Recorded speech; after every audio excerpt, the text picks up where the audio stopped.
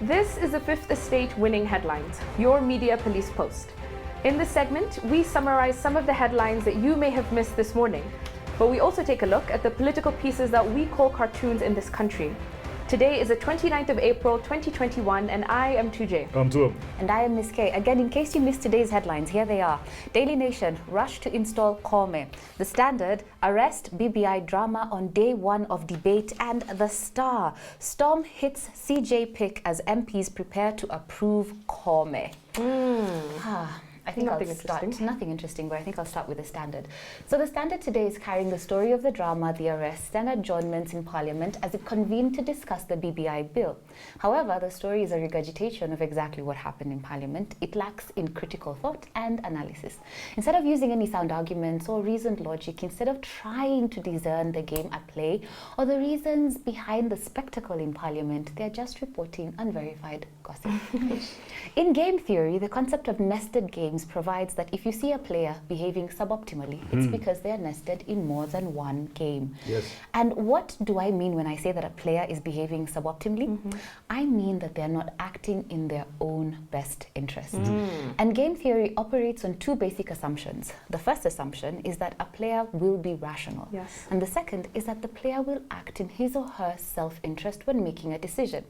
Now, we must assume that the members of Parliament are rational actors in the political game, and that the changes they keep making to their remuneration packages is proof that they are self-interested actors. Yes.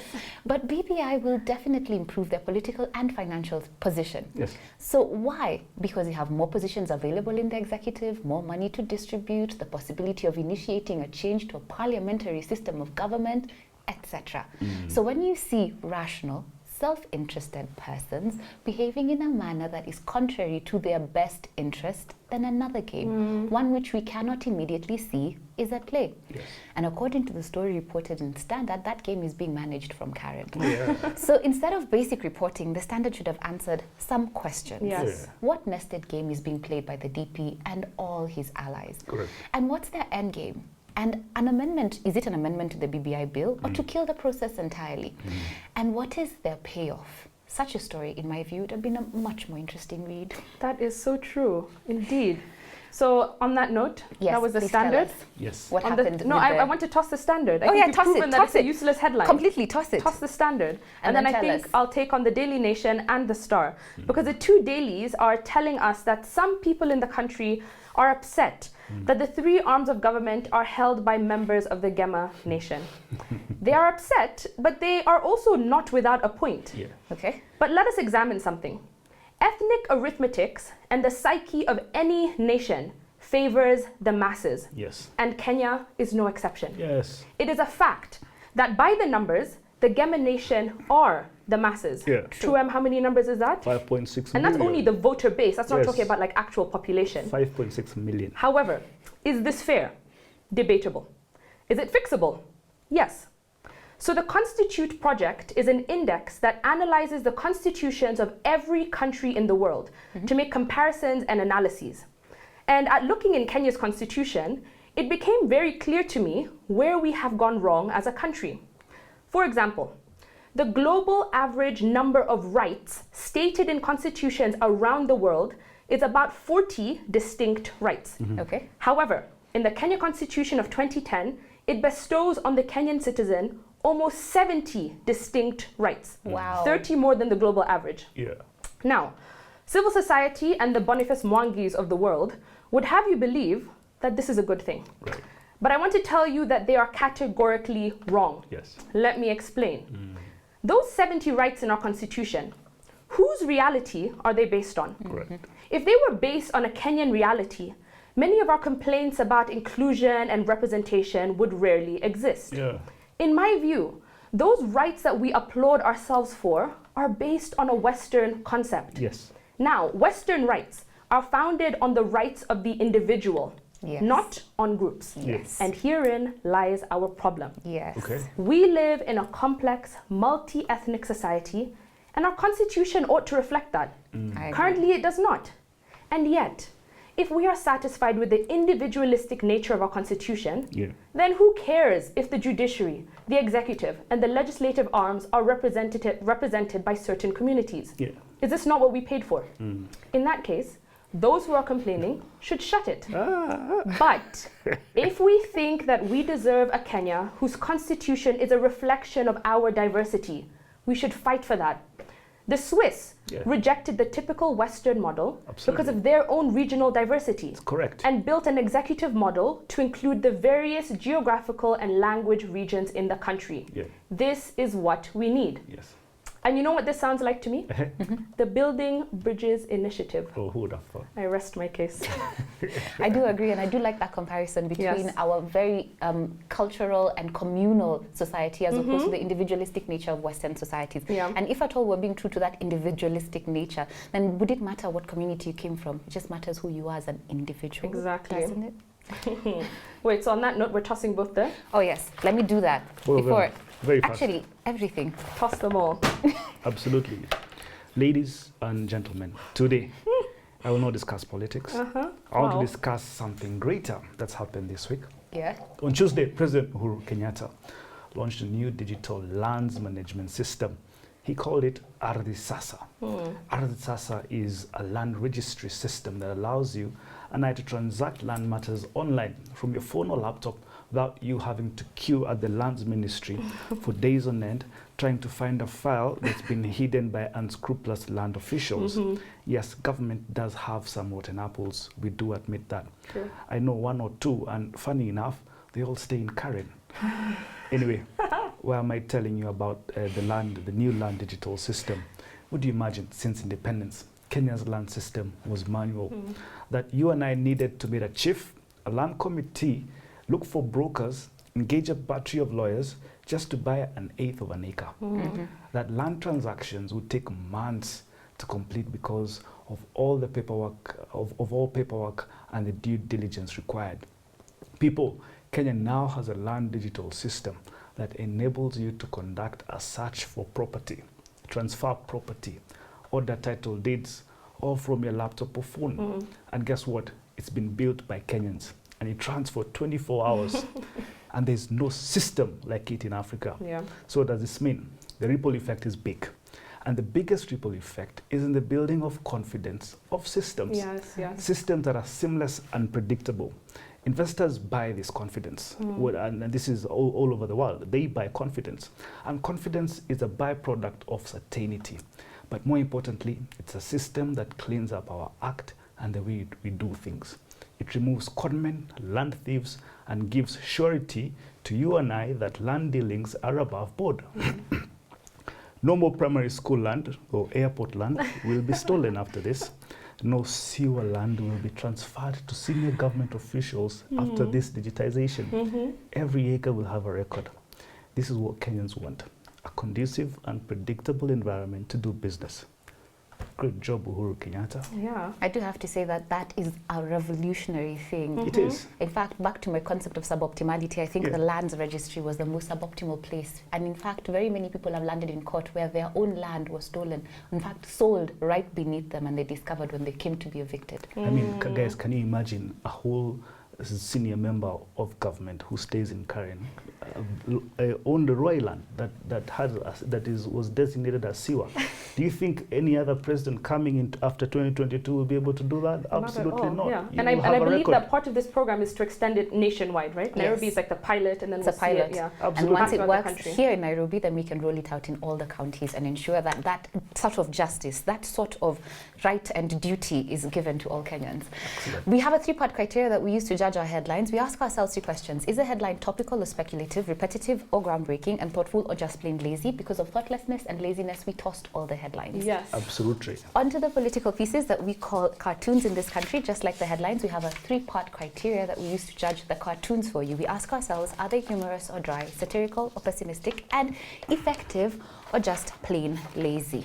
Yes. Let's start with the Daily Nation. Daily Nation, the Vitandula. There you have caricature of the new CJ in waiting, Martha Koome. Next is Suluhu, President of Tanzania. Next to her, who is that? That's Bensouda. No, yes, it's Bensouda. On the corner. Yes, it's Bensouda, and I think the other one is Ngozi. And behind, I don't know why she's breaking the glass ceiling. but she looks that looks like Mwilu. Yeah. Yes, and I think it's a great thing.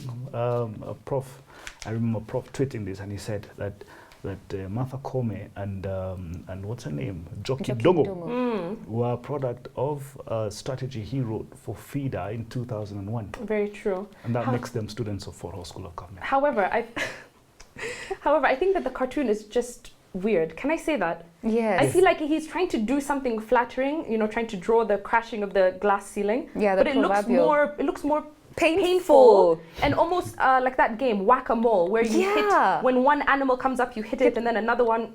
There's an implication that these ladies are not going to make it through that glass ceiling, that they're going to fail at their jobs, which I really don't like. And also Mwilu, did she break through a glass ceiling? That was my point. But then again, maybe that's Ndula's point. What? It's a painful process for them. Okay, very true. Wow, true, I'm the feminist. However, I think we put it on the parking bay and then we discuss the standard before we come back to it, because although it's positive, there's a lace of negativity around it. Today, be very careful. I'm no feminist. Second, Gado is standard. It's a caricature of Gado himself, drawing the new, why am I saying the new? Actually, she should be the new. Martha Koome, CJ. And he's saying that, let's get this straight, Madam CJ. We can't do this hard way or the easy way. Down there, it's all manner of things, freedom of expression, speaking truth to power. Is this a threat from Gado? I think it's a threat. What can Gado threaten people with? Ink? I don't know. I feel like drawing you badly.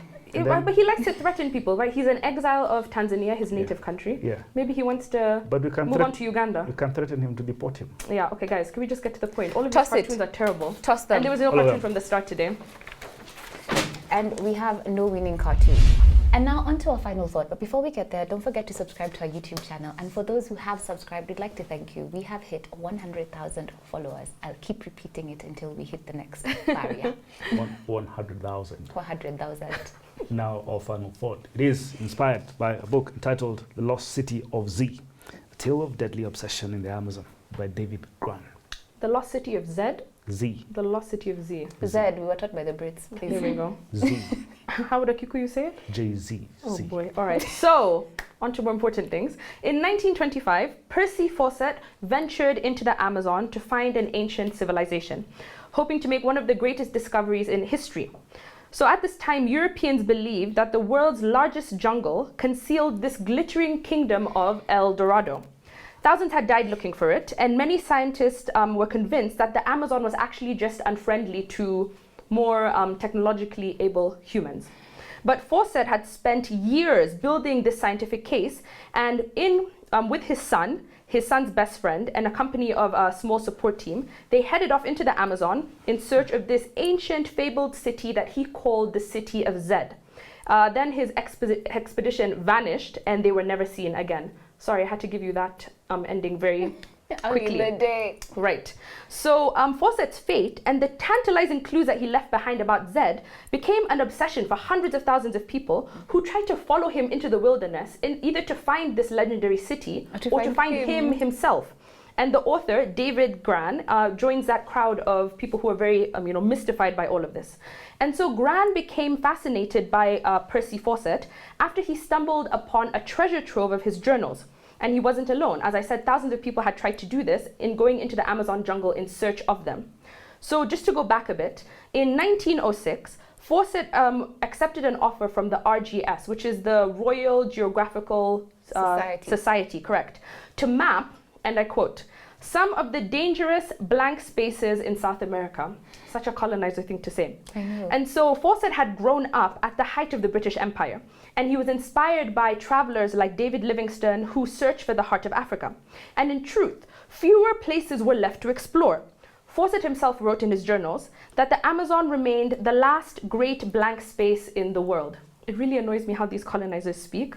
So as the years passed, Fawcett became completely obsessed with finding out this place, and he launched into two searches. So it took the first search he went for in the 1920s, but he was driven out of the jungle because of disease and poor weather and exhaustion and whatnot. And it took more than 3 years of campaigning before he finally secured enough money for a third expedition. And despite warnings that he was going in, on this fool's trip, the 57-year-old took off and was never seen again. And after 2 years of no communication, they finally declared him and his party dead. But the mystery still remains, and these rumors. Did he die? Or did he join a native community and become one of them? And a very strange one was that he became the leader of a native clan, and that he remained with them to be their leader and guide them to somewhere. So that is the story of the lost city of Zed. I do have to say this, so that story, the story of Colonel Percy Fawcett, leaves more unanswered questions than any other extraordinary voyage. Very true. Because it's so fantastical, it's so strange, yes, and a little breathtaking, and it reads like something out of a fictional story, so much so that it inspired a movie. And you really need to know this, that Colonel Percy Fawcett was the inspiration for Harrison Ford when he styled his character Indiana Jones. Yeah. But the author proves that this story is actually quite true. And back to the unanswered questions. So what happened to Percy Fawcett and his son and his son's friends, all these young people who went to this 57-year-old and then died? Well, the author describes an oral history from some Indians, they call themselves the Kalapalo Indians, who remembered Fawcett when he went through their village. So the Kalapalo Indians say Fawcett camped at their village and he played a recorder and told them that he wanted to head east towards what the Kalapalo referred as the land of the fierce Indians. So the Kalapalo tried to discourage Fawcett from going in that direction, but Fawcett insisted. And they could see, as he left, they could see the fire rise above the trees and rise for like maybe a week or a little while. And then when the fire went out, they couldn't find any remains. The implication was that Fawcett and his party were killed, but we will never know 100%. So the author then tracked Fawcett's final steps to determine if there was any oral or forensic record that remained of Fawcett's party. Thank God for technology. But he found no tangible evidence of Fawcett himself. What he did find was something else. He found that the area where Fawcett may have been lost was indeed once home to a massive civilization, now known as Kuhikugu. Yes, Kuhikugu. What was it that Fawcett, was this what Fawcett was seeking? Was Kuhikugu the lost city of Zed? And did he find it? Well, I don't think we'll ever know. I love when you say Kuhikugu. It's Kuhikugu. But it's not Kikuyu. It's Kikuyu. And I'll tell you why. Okay. Fawcett grew up at the height of British Empire, inspired by the explorers like David Livingstone, who reached the heart of Africa. This crazy man, just like his idol David Livingstone, never made it back home. In fact, Fawcett was never found. He disappeared into the Amazon, never to be seen again. Grant himself had tracked Fawcett's final steps, venturing through mud-slicked gorges and across rock-strewn areas, and no record remained of Fawcett's party. He found no tangible evidence of Fawcett himself, but he did find something else, that the area Fawcett may well have been lost in was once indeed home to a monumental civilization now known as Kohiko. And the reason I'm saying that is because it sounds like it's somewhere from Oranga. Now, a man called Michael Heckenberger, professor of anthropology at the University of Florida, has spent more than a decade searching the possibility that Fawcett's lost city was Z, where Z was. In fact, Kohikogo, an archaeological site located at the headquarters of the Shingu River in the Amazon rainforest. That's what it was. Was this what Fawcett was seeking, and did he find it? Reading this book and yesterday's book, Into Africa, I get the sense that the Brits, more than every other Westerner, conquered the world primarily because of their thirst for exploration and knowledge. By the way, exploration and knowledge is equivalent to gathering intel. By the time Fawcett is being sent by the Royal Geographical Society to map the Amazon, what was he being sent to do? He was being sent there to spy. He was gathering intelligence. And it wasn't really for no reason other than global domination. And think about it, by 1815 or thereabouts, Britain had achieved naval mastery. And this was right before the Industrial Revolution. Literally, over 2/3 of the world's naval fleet was British. If their ships were not carrying explorers, they were carrying raw materials. If they were not carrying raw materials, they were carrying soldiers. Well, the Brits may have been nasty to the host communities in India or Africa or even the United States, who they mostly called savages. But they did all have a common cause to their country, and that was furthering the cause of the Union Jack. And that's something for me to respect. Is it? Yes. I'm not so sure about that. It's called libido dominandi. Libido dominandi, the urge to dominate. The urge to dominate. And we had an argument, a debate with Ms. K yesterday. And I said, look, we Africans, we had everything. We have no libido We dominandi. had no libido dominandi. I mean, our work was just to eat mangoes and to drink waters from rivers. Well, these guys could. Fake history. No, and you told me, yeah, fake. This tobacco was discovered here, silk was discovered there. I think you're talking about silk. That's in your head. But look, if we really had libido dominandi, all right, we should have been seen in Europe. We should have impregnated them and the Americans and South America and Russia and everything. But I mean, that's why we were colonized, because we were too comfortable with what God had given us. Okay, but we did talk about this last week. I said that, this colonization, imperialistic, agenda. I don't think it ever ends. And I think we have some East African neighbors who need a little bit of guidance. That's why I was going to remind you of that.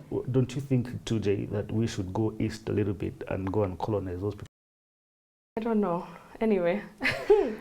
Well, we do have the urge to dominate, and I will again reiterate to them that you should go back and relook at history, and perhaps it could be possible. I've read the history and I've concluded that we had zero libido dominandi. All right, guys, so on a day when we had no winning headline, no winning cartoon, I'd like to leave you with a quote, and this quote is directed at 2M. For those wannabe explorers with no great spaces to explore because there is no libido nominandi. Henry Miller once said that one's destination is never a place, but a new way of seeing things. I do suggest that you change your mind. Nope, not gonna happen. Have a great day. Don't forget to subscribe to our YouTube channel. Find us on Pang, Free to Air, GoTV, and Star Times.